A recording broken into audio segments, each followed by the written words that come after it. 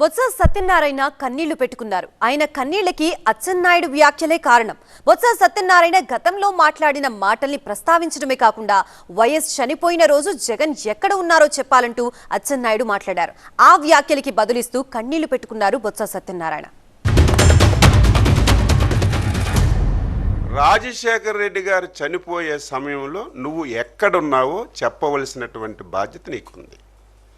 ఆ సమయంలో ఇతర రాష్ట్రాల్లో నువ్వు ఉండవలసినటువంటి అవసరం ఏమొచ్చిందని చెప్పి నేను అడుగుతున్నాను. ఆ సమయంలో పోలవరం టెండర్లు చనిపోయిన రోజునే 100 కోట్ల రూపాయలు టెండర్లు ఆన్లైన్లోకి ఎక్కించి టెండర్లు పిలిచినటువంటి పరిస్థితికి ఆన్సరు నువ్వు చెప్పవలసినటువంటి అవసరం ఉంది. చనిపోయిన రోజునాడే నేనే ప్రత్యక్ష సాక్షిని పావురాలకోట వెళ్ళాను. ఆ రోజు ఆయన పోతే నేను ఝాన్సీ వెళ్ళి ఆయన్ని జగన్మోహన్ రెడ్డి గారిని 2 చేతులు కుడిపోకలు ఎడమొకరు ఉండి తీసుకొచ్చి అక్కడికి తీసుకొచ్చాం. కావచ్చు చూసుకోండి క్లిప్పింగ్లు మీ దగ్గర. ఆయన ఊర్లో లేరా అప్పుడు? ఆయన మా ఇద్దరం తీసుకురాలేదా క్యాంప్ ఆఫీస్లో ఇంటి దగ్గర నుంచి అక్కడికి? ఇది వాస్తవం కాదా? ఏంటి మాటలు? అప్పటికే నిర్ధారణ కాలేదు. మిస్ అయ్యారా, చనిపోయారా, ఏం జరిగిందో నిర్ధారణ కాలేదు. అంతకంటే ముందే నువ్వు ముఖ్యమంత్రి పదవి గురించి సంతకాలు సేకరణ చేసిన విషయం కూడా ఈ సందర్భంగా రాష్ట్ర ప్రజానీకానికి గుర్తు చేస్తున్నాను. సంతకాలు అనేది ఆయన అయిపోయి మేము అయిన తర్వాత ఇంటికి వచ్చిన తర్వాత ఒకరు రఘువరెడ్డి గారు, ఇప్పుడు ఈరోజు PCC AICC member, CWC member, పెద్ద ఆయన నా కొలీగు. 2 ఆయన వచ్చి కన్నా లక్ష్మణ్ గారు. 3 ఆయన వచ్చి మన ఉన్నారు మంత్రులు, ఇప్పుడు ఆ క్యాబినెట్లో మంత్రులు. వాళ్ళందరూ అడిగి చెప్తారు. వీళ్ళే ముందు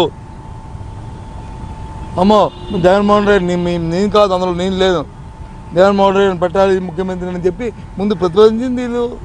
ఇంకా నేను అన్నాను, ఎందుకు తొందరపడి మీరు ఆ పేరుని మీరు ప్రతిపాదిస్తున్నారు, ఆగండి, వెయిట్ చేయండి.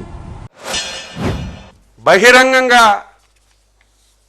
వైఎస్ మృతి వెనక జగన్ హస్తం ఉందని సాక్షాత్తు నీ దగ్గర ఉన్నటువంటి బొత్స సత్యబాబు గారు ఆవేళ మాట్లాడారు.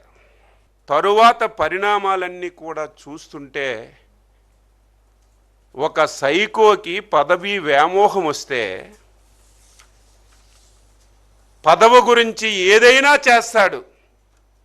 తండ్రినైనా వదలడు, బాబాయినైనా వదలడు, తల్లినైనా వదలడు, చెల్లినైనా వదలడు, ఈవెన్ పార్టీ వాళ్ళనైనా సరే వదలడని తరువాత జరిగినటువంటి పరిణామాలన్నీ కూడా మనం చూస్తున్న విషయం కూడా ఈ సందర్భంగా తెలియజేస్తున్నాను. ఆ రోజు రిలయన్స్ తీసుకున్నాడు మా వంశీ చంద్రరెడ్డి, ఆ రోజు యూత్ కాంగ్రెస్ ప్రెసిడెంట్గా ఉండే ఆయన తన కావాల్సిన ఈ సోషల్ మీడియాలో వచ్చినాయి ఇవి చూసి అది చేస్తే కాదని చెప్పి దెబ్బలు ఆపించింది మేమే కదా. నీకు ఇష్టమైతే జగన్మోహన్ రెడ్డి గురించి మాట్లాడు, రాజకీయంతో పోరాటం చేయి. అంతేగాని చనిపోయిన మహానుభావుని రాజశేఖర్ గారిని తీసుకొస్తావు మళ్ళీ వీధుల్లోకి.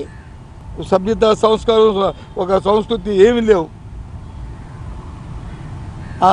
దానికోసం, ఆ రాజకీయాల కోసం, ఆ పదవుల కోసం మీరు మాట్లాడిన మాటలు, మీరు చేసిన వ్యవహార శైలి మీది మర్చిపోయావా?